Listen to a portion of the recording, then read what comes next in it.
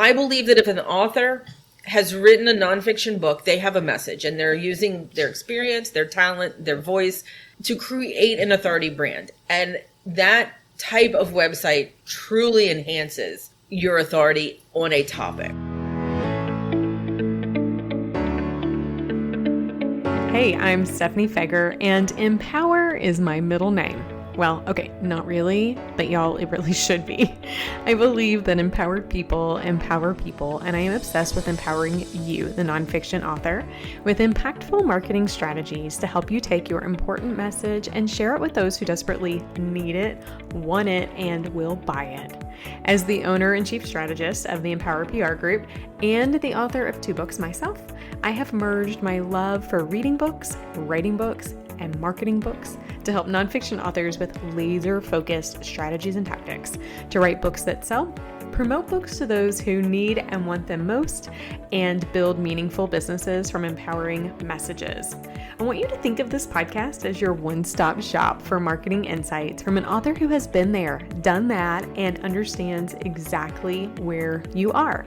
So grab a warm beverage. Y'all know this about me. I have a chai tea sitting here, and get a comfy blanket and get ready with your pens because I am ready to empower you on author websites. This is the Empowered Author Podcast.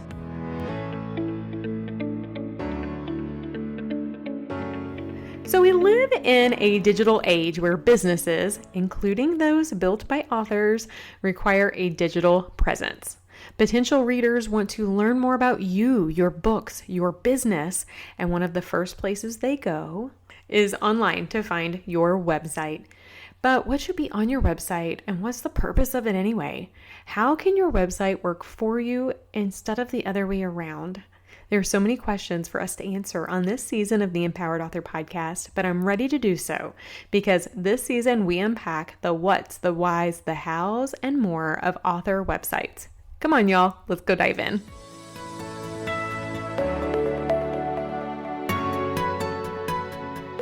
Sandy, it is so much fun that you and I get the opportunity to come together and to do this. And this season of the Empowered Author Podcast is about all things websites. And when I sat down and realized that authors need this, what I realized is how excited I was on how our paths kind of merged at the right time in life for us to work together and help authors in this way. So welcome to this season and episode 3. Thanks for being here.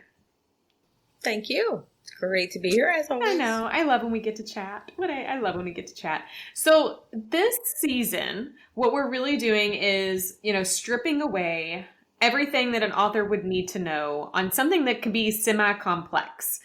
Who knew that we would be living in a world where websites were so pivotal in everything we do, especially for authors and especially on building a digital platform. So you and I are kind of pulling back the curtains per se and really diving in deep for authors who might be realizing how important it is to get that digital presence in place and really stand out. So today we want to continue to help them figure that out and go a little bit deeper from what we've talked about in the first 2 episodes. We were talking strategy and the things that you might want to consider in your website. So today we're taking it even farther. We're going in deeper and we're going to talk about a couple of different types of website designs that I think authors should just be aware of, that they should be considering.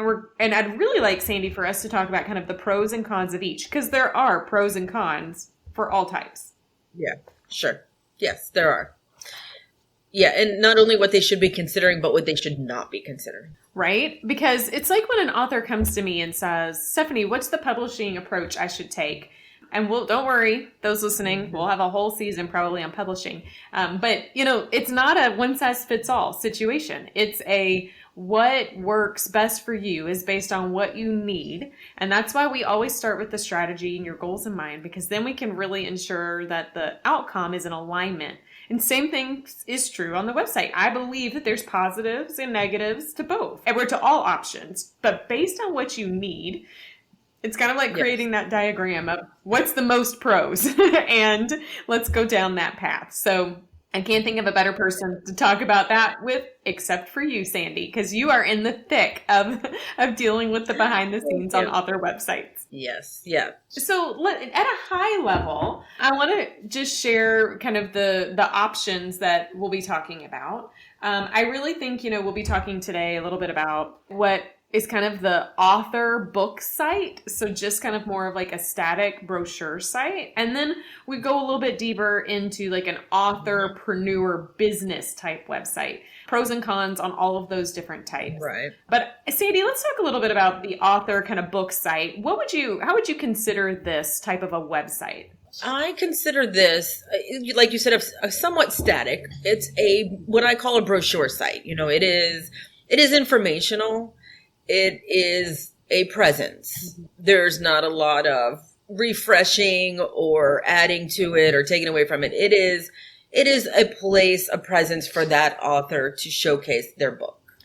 Sandy, it makes me think when I think of this type of a website, and this is going to date me in my marketing world because I don't even know if they do this much anymore. But it reminds me of when my first job out of college, I worked in media relations for a local museum. And one of the first things that they had me do when I was marketing this museum was to put together rack cards, which were those like one piece front and back kind of graphical brochures that you would put different places around the touristy places in the city for people to know, hey, this museum was interesting, right? So when I think of a kind of an author book site as this like static kind of brochure site, my mind goes to this rack card. There's not a lot of engagement. You get information. You can learn about the author. You can learn about the website. But it's kind of like a static place to go to just get information that you need when you need it, and that kind of is it. I think it's used to build credibility. It's not a bad option for some authors. It tends to be really book focused, I would say, because usually if you're having that type of a website, you maybe have a book or two out and you haven't really thought through how a book can build a business, and it tends to be kind of focused on that. Would you agree? Yeah, I would. You're definitely showcasing the book and the author as a person. What their history behind why they wrote it. But it is not calling for a lot of engagement. It is not an e-commerce, selling books. It is strictly, this is who I am. This is what my book is about. And yeah, a rack card is the perfect way to describe it. I dated myself, didn't I? I don't even know. No, they still have rack cards in hotels. They have rack cards. Okay, so no. Yeah. There's still an industry for the rack card production. Just like there's still purpose for having a site like this for authors. So this type of a website could be a really good, solution and option for several types of authors. So Sandy, let's kind of talk through that. Like I would think, and actually, I'm going back a little bit for me, when my first book came out, this is the type of website that I probably had. It was kind of I just wrote a book and I'm an author and I'm not quite sure where I want to go, but like, I'm really proud of this one book and I want people to know about it. Yeah, exactly. Right. Yeah. And I think that's, it is perfect for that person who has written one, maybe two, even 3 books, but they just want a place to send people to learn about the books and to learn about the author.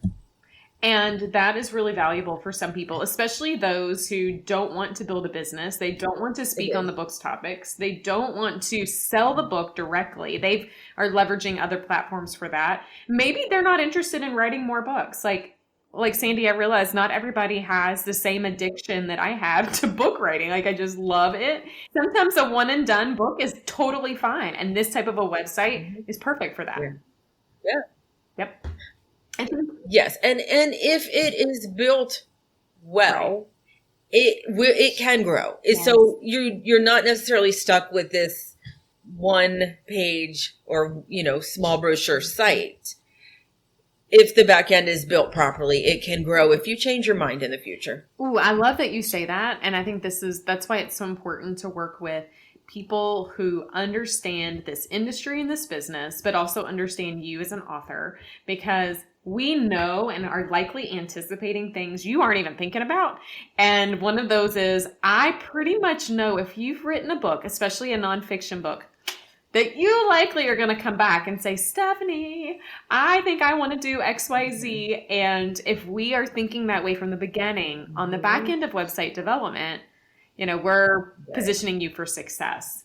So that's a really good point. I also think, right. And whether you make that choice or somebody makes that choice for you, right? So someone may come to you and say, hey, I've read your book. I have, I love it. I have a group that I need somebody to talk about this topic, right? You did not intend to become a speaker, but somebody else intends for you to speak. So, that may prompt a love of getting in front of the audience and talking about your topic. Oh my gosh, you were so right, Sandy. I remember when my book came out and somebody did that to me and they say, hey, I have a women's group. Can we use your book as the kind of backbone for a study we do for 7 weeks? And I was like, you want my book? Like, oh, yay. Okay, sure. And that helped me think of it, right? It's one of the, I always tell people, especially in the beginning of the author business journey, I always came from a place of yes. It's not it's like, sure. And then I'm going to figure it out on the back end, because in listening and learning in these situations, it allows me to be better at talking to those who need my book the most.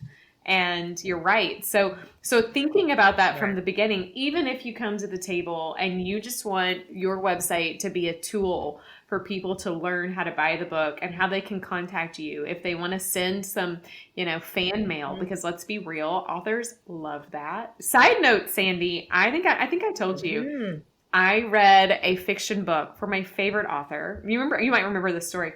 And I felt so compelled. I'm like, I have to email her. And I went to her website, and she doesn't have a major speaking business. She probably has. I would consider her website probably more of this kind of author book site. I found her email. I sent it and figured I'd never hear from her. And an hour later, she responded. I was so excited. It's those little things. Yeah, I think because they don't look at themselves the same way their audience does. Yeah.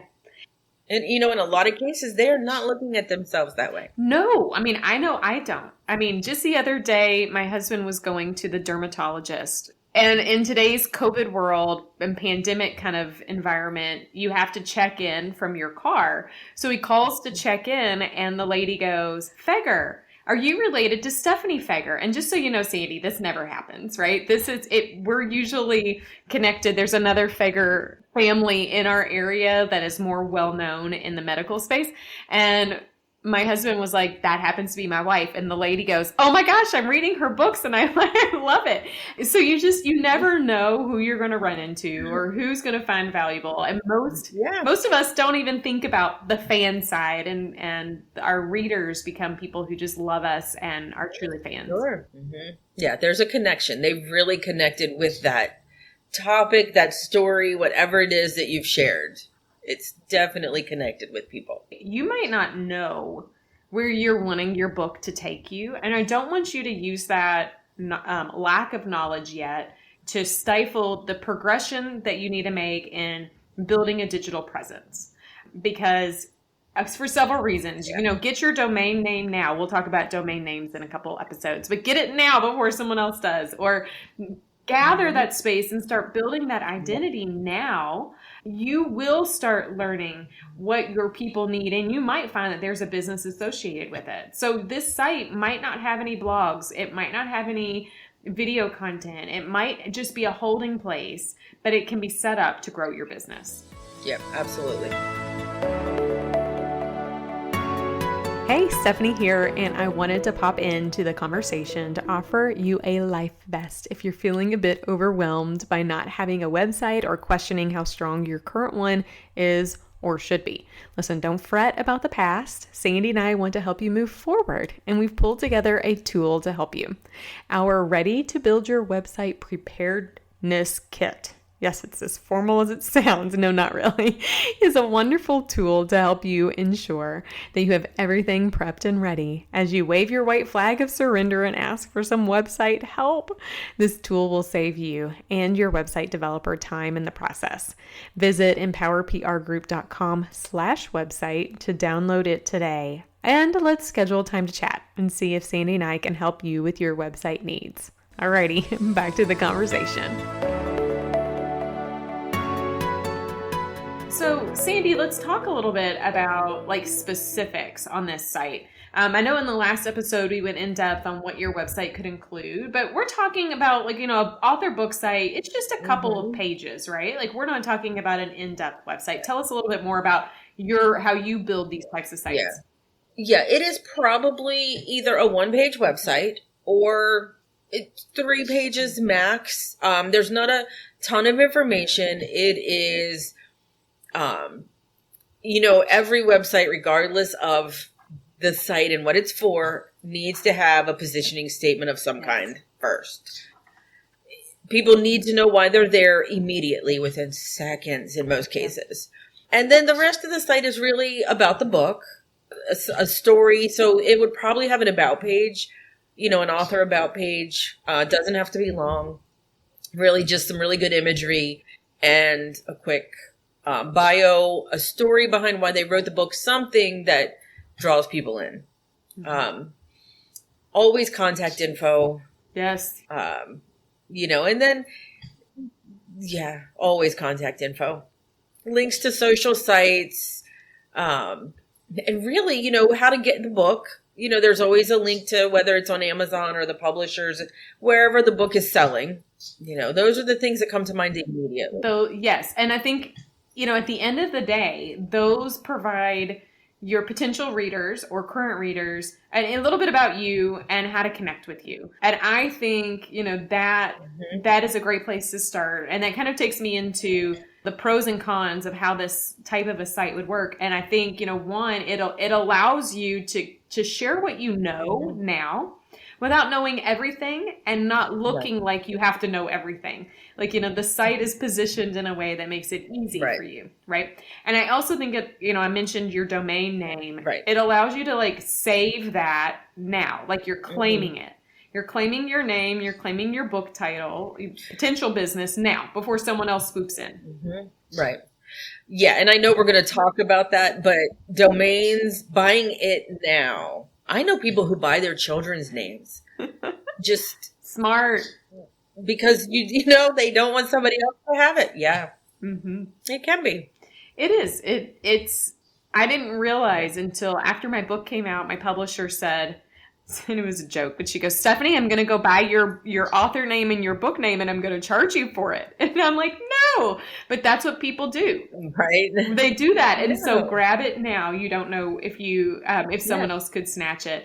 I think so let's look at the other side of the coin, Sandy, a kind of a couple cons of a website like this. I think some people might come and visit your website, but because it's static, it's like a one and done. They saw it. It was great. They appreciated the information. They're probably not going to come back though. Yeah, no, there's not a lot of reason for them to come back unless, they're stalking you. But yeah, there's no reason. They've read the info. And it is what it is. They've gotten the book, and that's all there is to it. Yeah, they got their information, and now you're really not offering them one. Exactly. Sure. Yeah. Right. Unless you write a second book and you're promoting it. And I think that starts to take you into realizing you really should be thinking about a business, authorpreneur business type site. Yeah. So a couple of tips to think about on this type of a website.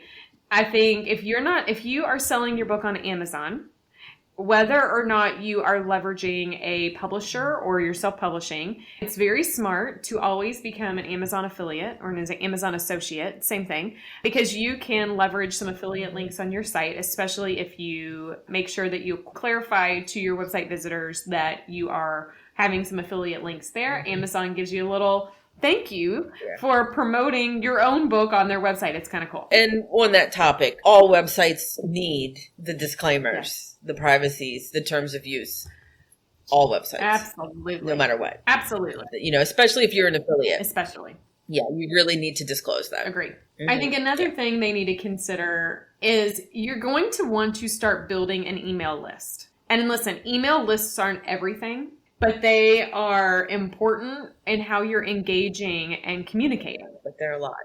Even on this type of a website, I would make sure that you are still considering ways to capture email. You can connect that to an email system like MailChimp or pick any of the others. I prefer MailChimp. They have a really great free version to start with, but building an email list can help you. And it can also help people think about different ways that your book is important in their lives. So, we'll talk about opt-ins here in a couple of episodes where that's really where people are sharing and giving you their email in exchange for something in return. Mm-hmm. And I think a brochure site can still make that happen. Yeah. And they can make that happen without, even if it's as simple as just staying connected without an opt-in and without a lot of work and hassle.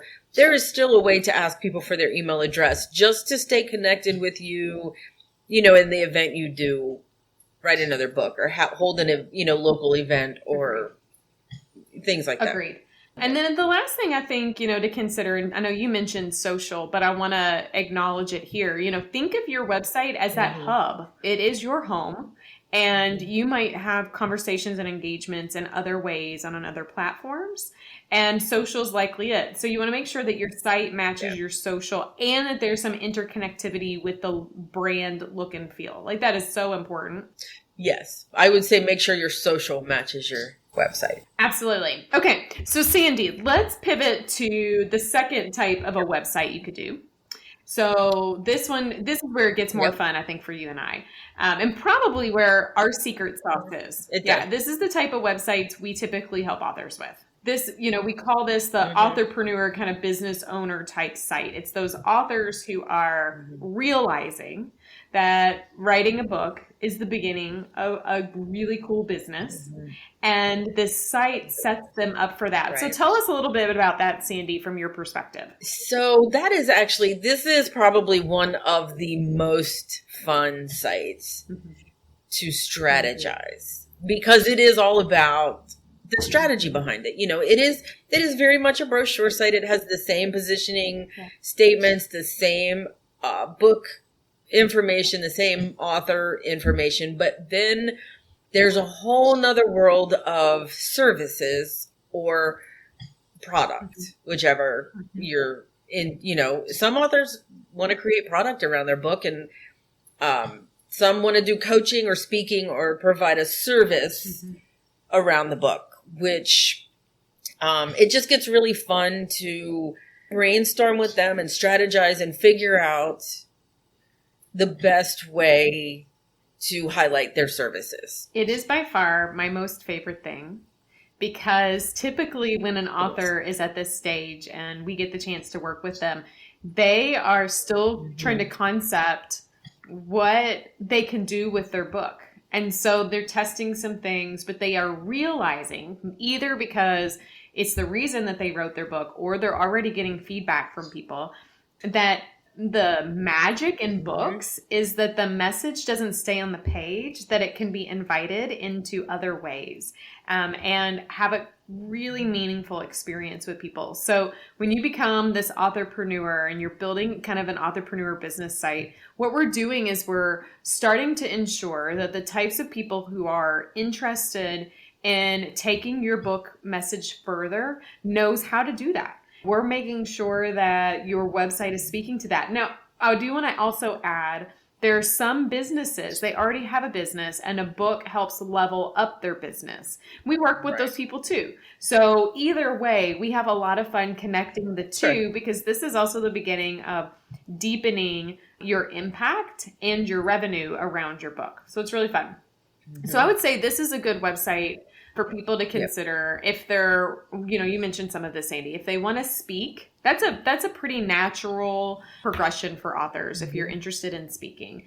if they want to do some workshops. Sandy, I love how you talk about an authority brand, but if they're really wanting to be thought leaders and command the space, this type of a website works for that. There are people who have this message, and they also, like I mentioned, are building beyond this book brand. Sometimes that's brick and mortar products, things you can touch and feel. Sometimes it's coaching and consulting.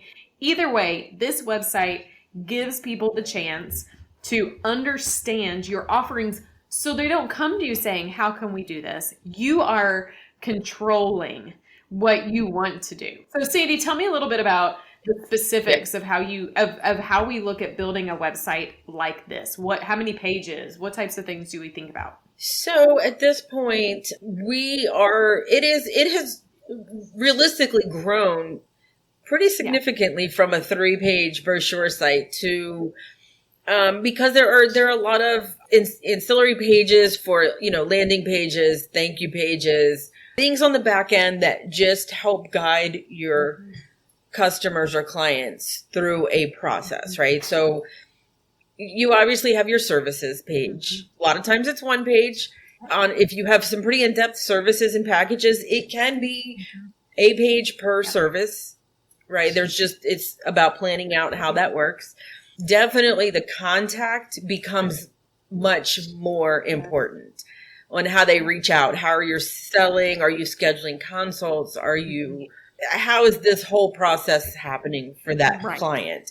And in the end, it is always about that customer journey, right? How they're getting through your site. It is always about their journey and making it as easy as possible for them to get to you. Absolutely. So the biggest additions are the services. And then those pages on the back end that you may have for opt-ins, which we'll talk about at some point, maybe things you're giving away, check worksheets, whatever that is.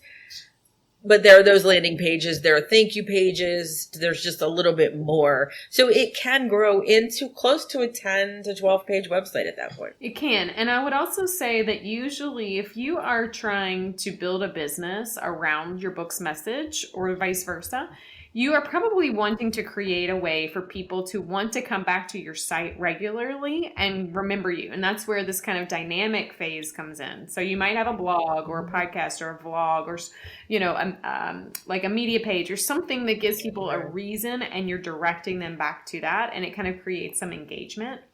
I think that's kind of another thing to add into the mix. So it's fun for Sandy and I, because we start to sit back and brainstorm what are your goals and how can the website speak to it. And there is also our all-time favorite speaker page, the resources page for the media, the headshots and the bios and the, book trailers, whatever you want someone to grab before speaking engagement, or I love that page. That type of thing. I love that page. Yeah. Okay, so let's talk about the pros. So some of the pros of a page like or a website like this is that this really is the hub of your business. Like, it really is becoming your home base, and you're using it that way. And it really, we can allow, and this is something, a big pro for people especially who don't enjoy selling themselves, because let's be real, most of us don't.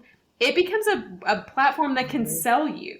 So you're not out there trying to sell speaking gigs. As long as you're engaging people and you're pulling them to your website, you're letting them know how you can work together, and it becomes a sellable piece.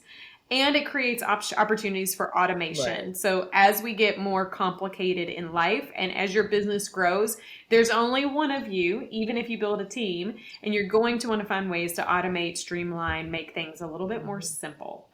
So I love those pros. Right. Sandy, any other pros you think of a website like this? I think for me, because my mantra, I believe that if an author has written a nonfiction book, they have a message, and they're using their experience, their talent, their voice to create an authority brand. And that type of website truly enhances your authority on a topic. Yes, it does. And that is important. Okay, so let's talk for a second about the cons, because when you start getting into this type of a website, There are things that you didn't have to know with a static website that you do. So you need to know what your goals are, and you kind of have to have an idea of what type of a business you want and where you want to go before you can move forward, or you're spending more energy on things that you're just not ready for. Or, you probably also want to make sure that knowing, I mean, you said we're talking like 10, 12, maybe even 15 pages for some people.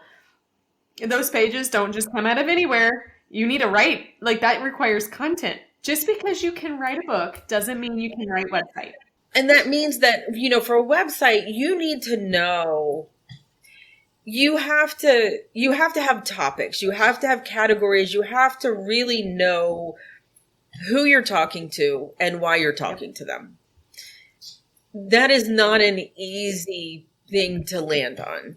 And it is easy for us to start to veer off of our messaging a little bit, or so it's constant content around your topic. And that could be blog posts, vlogs, however you choose to speak to your people. It is a constant flow of content. So it is not a one and done kind of site. No, and for some people, that's a larger time commitment than they have the capacity for. And so that's why a site like this might not be a good solution. The third thing I would say is kind of a con would be, you also have to be thinking through things you didn't even know, and you might not even know what it means, like email opt-ins, automations, e-commerce potentially, those types of things. You want to be thinking through that as you're building and pulling it together or before, so that your website can work for you and not create more work. It's a lot of it is you have to consider not just necessarily the budget for the website, but also any services that may make it easier for you on the end, whether it's maintenance or copywriting or, somebody to take care of all the things, that are creating opt-ins or keeping that site fresh. Yep. Oh, it's always good to be thinking through those things. I would say, now thinking through those things and some tips you just mentioned, there's a couple tips I want to leave you with. If this is a website you think you want to go down a type. One, and this is kind of, anybody that works one-on-one with me knows I share this regularly. I'm a big believer in test before you invest. So before you go super deep and spend all of this money in automations or workflows or email CRMs and all of this stuff, many of them have free options for you to try. So we'll try some free plugins, take a look at some things to just see if it's going to work for you before you invest in them. I think that is pivotal. And working with a web designer and a team like we have here at Empower PR Group, Sandy, you always come to the table saying, all right, this might be something that's a solution for you, but they might have a version we can try to see if we like it on the back end of your website before we go too deep and make larger investments. And I'm just a big fan of that, because the worst is spending too much money on something that you never use. Yeah, absolutely. I mean, I know the plugins and tools that I use, and there are some that I invest in without question that I know I want on every client site, and it's a no-brainer. But then, there are other ways, to get things done that aren't necessarily as easy to figure out right out. Right. Absolutely. I also think it's good for you. I think we did it with your site. I know. See, Sandy and I do a lot of testing on some of the stuff that we do on my website, and we can learn, and then it helps us better help authors. It's just wonderful. And yes, speaking of some examples, if you want to take a peek at my author business website, go to stephaniefeger.com. Sandy and I work together on that.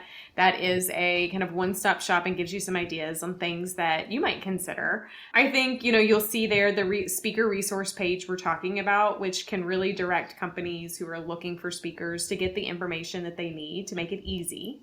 And then the one other tip I want you to think about, if this is a website strategy that you're considering, is do you want to offer signed books? Some people do, some people don't.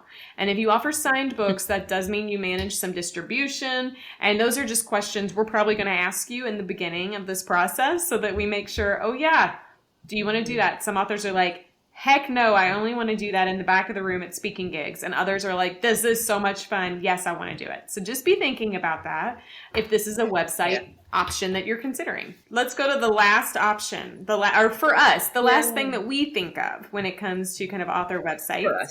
And I think this takes it a little bit farther than the business authorpreneur site. This goes into the e-commerce side of things. And it's not really an area that we spend a lot of time for authors, but it is something some authors need. So talk a little bit about when you think of an e-commerce website, like what does that really mean? And what are some kind of things that authors might want to add into that? For authors, e-commerce is in a lot of cases. So if you ask a web designer about e-commerce, their first thought is, some of these big apparel stores or all the things that people sell. Some people have their own home-based candles, soaps. There are so many e-commerce options. And there are a lot of platforms for e-commerce. If we're talking about your books, signed editions, custom editions, which we just added to somebody's site, even simple things that maybe relate, whether it's mugs or t-shirt, I don't know, apparel for that product. It does not have to be a huge e-commerce site. It only has to have the elements to allow people to purchase the products. Right. That is a very simplistic way of saying that. There are a lot of pieces on the back end that have to happen. Whether it's, there's shopping carts and there's actual product, getting the product created and integrated and, uploaded. There are easy ways and there are very difficult ways. I would say that many authorpreneur business sites might have like one, maybe two things that they would consider. And even though that has some form of an e-commerce, I wouldn't consider it a full e-commerce site. I am working with an author right now, and this guy's got a full e-commerce site, and it is layered and complicated. It has, tchotchkes, journals, t-shirts of all types. Like, it has just so many things to it. And actually, if you're building an e-commerce site, that kind of takes reign over some of the other stuff we've talked about. It's kind of hard to have a strong, That is your business. I mean, that is a very time consuming, that type of, but for the sites that we build for authors with an e-commerce feature, we're really talking about books, signed editions, even paid events or workshops. Right. So if you are an author where your book is just one piece of this massive kind of chain of online purchasing you do, then an e-commerce site is probably what you would be needing. And you want to make sure that you find a web development team that specializes in this. I mean, I think, as with most things, you don't, it's not always one size fits all. And a really good e-commerce site, has a lot of intricacies. So, and you also want to make sure you have a team to support you, from fulfillment to follow-up to returns. And there's just a lot to consider here. And it's almost like running a business without having the storefront. I mean, it is a very different vibe and feel than the types of like what typical authorpreneurs that we work with, Sandy, can help. So I would say, for some people, this is a great option, but just know that it comes with additional probably investment you need to consider to make sure you have the team and the web team to support you on the back end. Yeah, we do I'm not going to say very small, but we do smaller versions of product sales. I'm going to say product sales as opposed to e-commerce. Agreed. E-commerce is not something that I do in my practice. It is very time consuming, and there are a lot of pieces that have to be, there's shipping and there's a lot of parts. Oh, taxes and all that fun nonsense. Yes, tax. Yes, it makes you want to rip your hair out trying to figure out taxes and shipping to different places and where you're shipping to. And yeah. I bet you people listening today or watching are probably going, I think I know the type of website Sandy and Stephanie love to work on. Not saying any of them are right, wrong, indifferent. We want you to think about your goals and how these types of websites can help you accomplish it. And then we want to make sure that you take a step back and go, I need the right team in place to help me get there. So, I would say, Sandy, for those who are listening, you want to make sure that just a quick recap, you want to make sure that you know your goals for your website. You also want to ensure that you are leveraging this digital presence in a way that's going to help you grow, and make sure that you have the right team in place that can position you for that growth. And then you want really, really clear clarity on how you want this website to be used, because that's going to help in the front end on how are we designing it, what platforms are we using, what things we need to consider, what additional automations, all of that stuff. And if all of this is making your head want to take a deep breath and know there's a team here to help you navigate it. You don't have to do it alone. And one more tip I think is to know how much time you are willing to invest into the website or the process in general. Exactly, because it's not like you write a book and publish it and then walk away from it. Although those of you all who listen know that I don't believe that you can ever walk away from it, that you are always marketing your book. But same thing with the website. The moment, it's almost like, Sandy, it's almost like a car. You buy it at full price, you drive it off the lot, it depreciates if you don't take care of it. Your website, you build it, you invest in it, and if you just let it sit there and you're not engaged with it, and you're not driving people to it, you're missing major opportunities. You are. Yeah, absolutely. Sandy, thank you for joining me and having the opportunity to give people a chance to understand the different types of websites and maybe consider the type of website that they might be interested in. And who knows, we could be a great solution to help you. Yeah, absolutely. And we have fun when we do it. Oh, because Sandy and I have this motto in life where if it's not fun, we're not doing it. That's just how it works, right? Life's too short. If it's not fun, we're not doing it. And I want you to think about that too. If you're not having fun in the process, what's the point? Yes, you can have fun and be effective and make meaningful impact altogether. And that's honestly kind of at the heart of Empower PR Group. We believe that that's possible. And anyways, we hope you walk away with some nuggets of info today that make you think on how a website might not be so scary and how you can take that dive in. So thanks for listening. Sandy, next up, we are talking about some really fun stuff and digging even deeper into websites and everything authors need. So join us next week for another episode.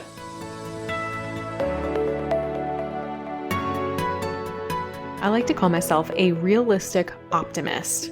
I believe that anything is possible, but I also like to take a look at the good, the bad, and the ugly of all of those possibilities as I determine which possible path to take. The more you learn about me, the more you will uncover that I love to ask this very simple question, many times: what's the worst that could happen? And that usually helps me figure out that taking the next step may not be as scary as I once thought it could be. So with that mentality in mind, this episode, I really wanted to walk you through the good, the bad, and the ugly of all of the types of website options so that you are aware of the pros and cons of each.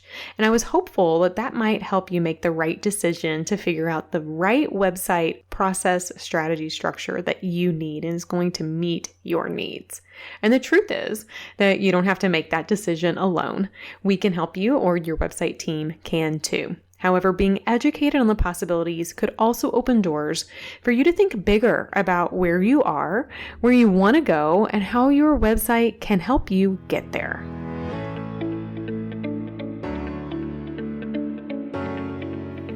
Have you been thinking that a website is something you need, or that you'd love for someone to take a peek at yours and see how you could improve upon it? Well, one of the first things that we work on with authors at the Empower PR Group is building upon their digital presence. Author friend, hear me when I say that you need this. Whether or not you would like myself or our team to help you, we want you to feel prepared when you go to bring your website to life. So we've created a tool for you. Consider it your website prep kit. The Ready to Build Your Website Preparedness Kit will provide you with insights on everything you need to make your website development experience easy peasy and run smoothly. And if our team can help with that experience, we'd love to. Visit empowerprgroup.com/website or see the link in the show notes to download that tool and learn more about how we can help you with your author branding digital presence. Remember, empowered people empower people. I've empowered you. Now, with your website in place, it is your turn to empower others.